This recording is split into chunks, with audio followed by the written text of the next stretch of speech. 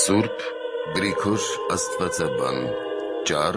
ասված մարտիրոսների հիշատակին և արիոսականների դեմ։ Հնարավոր է արդյոք աչքի տեսածը խոսքերով արտահայտել։ Ինչ խոսքեր են պետք մեր առջև բացվող շնորհներն արտահայտելու համար։ Մեր աչքերին անհավանական թվացող տեսարան է առաջարկվում, որը վեր է անգամ մեր ցանկացածից։ Այստեղ դարձյալ մեծարում են մարտիրոսներին, որոնք մինչ այդ երկար ժամանակ արհամարհված են եղել, դարձյալ միավորվում են Աստծո քահանաները, դարձյալ հոգևոր հանդիսություններն են, դարձյալ տոնել ցանկացողների, այլ ոչ թե մարտնչողների մարդաշատ հավաքույթներն են։ Ով հրաշք։ Վայր են դրված զենքերը, աշխարհազորը ցրված է, մարտադաշտը մոռացված, արդեն չեն լսվում մարտի կանչողների ձայները, այլ դրանց փոխարեն տոներ են, ուրախություններ։ Խաղաղությամբ ցնծում է ամբողջ քաղաքը, որը հին ժամանակներում մարտիրոսների քաղաք էր, իսկ հետագայում երկար ժամանակ չմասնակցեց իր զավակների մեծարմանը։ Ինչպես առաքյալն է ասում, ամեն ինչ առել եմ և առատության մեջ եմ։ Փառք ձեզ, մարտիրոսներ, նաև այս սխրանքն է ձերը, դուք հաղթությամբ ավարտեցիք այս մեծ մարտը, պարզ է, որ այդ բարօրությունը միայն ձեր չարչարանքների արդյունքն է, դուք վեր բարձրացրիք աշխարհի նշանակը, դուք ձեր կողմը գրավեցիք Աստծո քահանաներին, դուք Սուրբ Հոգով լցված այս միությանը առաջնորդներ տվեցիք։ Ինչ են կորցրել նրանք, ովքեր չհասցրին տեսնել այս, որպեսզի դառնություններից հագենալուց հետո նրանք ևս կարողանային վայելել բարիքները։ Հերետիկոսական պատրանքը մշուշի նման եկավ և անհայտացավ, ցրվելով Սուրբ Հոգու ազդմամբ, փայլատակեց աշխարհի ճշմարիտ հավատքը, դրա կողքին երևացին այս քաղաքի ճշմարտության պայծառ լույսով փայլող աստղերը, որոնք տրված են լինելու ոչ թե գիշերվա և առավել ևս ոչ թե խավարի, այլ ցերեկվա բաժին փայլելու ճշմարտության ճշմարիտ լույսով։ Ինչպես առաքյալն է ասում, գիշերն անցավ և ցերեկը մոտեցավ, այսինքն ամեն ինչ լուսավորվում է ցերեկվա լույսով, փախչում են գիշերով կերակուր հայթայթող գազանները, հավաքվում անտառներում և քարանձավներում,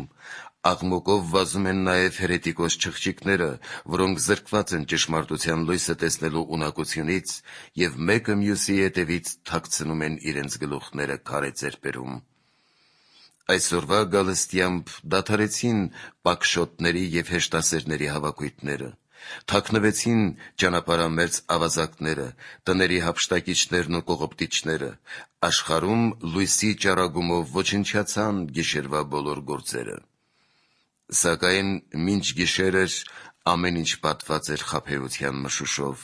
և ինչպիսի գործեր էին գործվում այդժամ մոռացության և խոր լռության արժանի, որպեսզի ատելի հիշողություններով չփխցվի ներկայիս բավականությունը։ Նաև ինչպես նկարագրել այդ գիշերվա բերած աղետը, ինչպես լռել դրանց մասին, որ բանաստեղծը կարող է իր երևակայությամբ փառաբանել այդ չարչարանքները։ Եվ աղետն է վեր խոսքից, և չարչարանքներն են վեր պատմիչի ուժից։ Սատանայի հրակնատը դրա փոխարեն խրախճանք է թվում։ Այստեղ նա տեղավորվել է իր ամբողջ բանակով և նրա մեջ է տեղակայել իր զինակիրներին։ Այստեղ են եղել ստի զինվորները, խաբեության պահապանները, դիվական հրոսակների, պիղծ ոգիների անթիվ բազմությունները։ Եթե բառերով արտահայտելու լինենք, այստեղ եկեղեցու վրա է հարձակվել դևերի աղմկոտ զորքը Երենյան, ստիպված եմ այսպես անվանել այն կանանց, որոնք բավականաչափ քաջություն չունեցան չարին դիմակայելու։ Նրանցից մեկն էր Հեզաբելը Եղիայի օրերում, որը Տիրոջ մարգարեների արյունն էր փափագում։ Ըստ իս պատմությունը նրան անարգում է այն բանի համար, որպեսզի սանձարձակ կնոջը հիշելով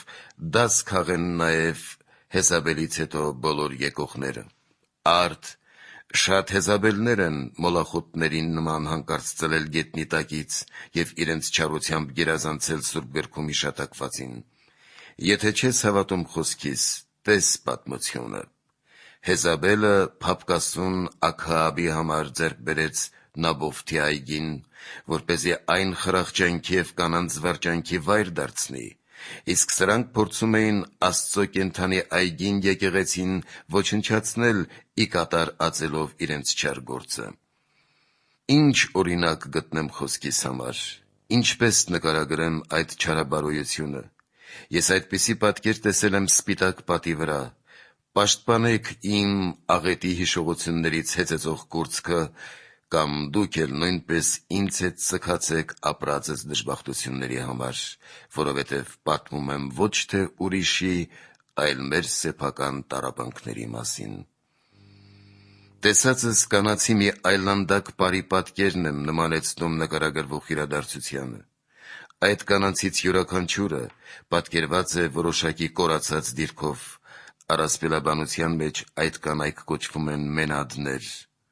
Նրանց մազերը խռնվել են քամուց, հայացքները լի են մոլեգնությամբ, ձեռքերում բռնել են ջահեր, որոնց արտացոլումից նրանց մարմիններն ասես կրակի մեջ լինեն, ոտքերը գրեթե կտրված են գետնից, նրանք կարծես կախված են օդում, ոչ մի շարժուձև բարևայելուչ ամոթխածություն չի արտահայտում։ Պարող ամբոխի մեջ նշմարվում է նաև տղամարդու կերպարանք, որը կարծես կին լինի։ Այդ կերպարանքը թուլացած, թմրած և արբեցած վիճակում անհոգ պառկած է շքեղ կառքի մեջ, որին մենադների շուրջպարերի ժամանակ լցվում էին գազաններ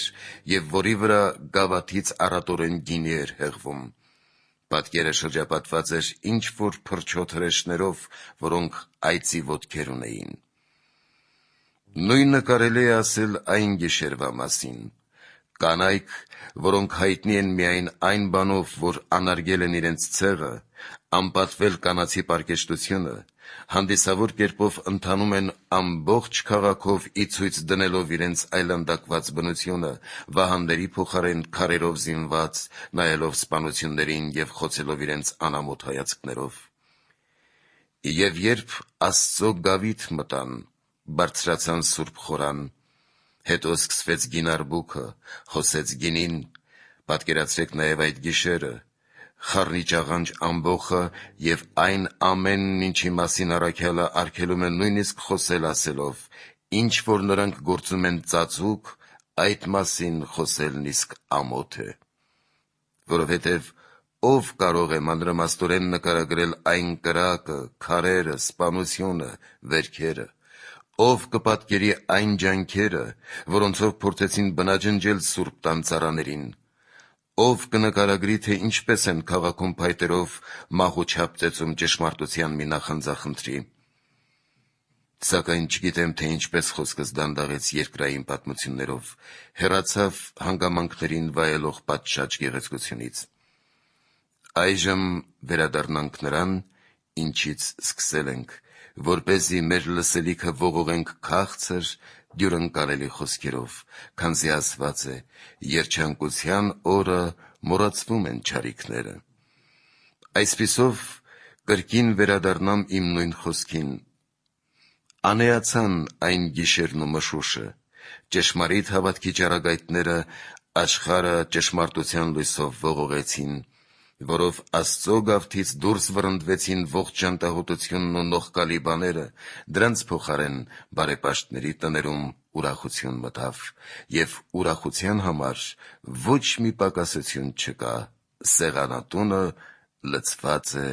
բարի կերակուրներով։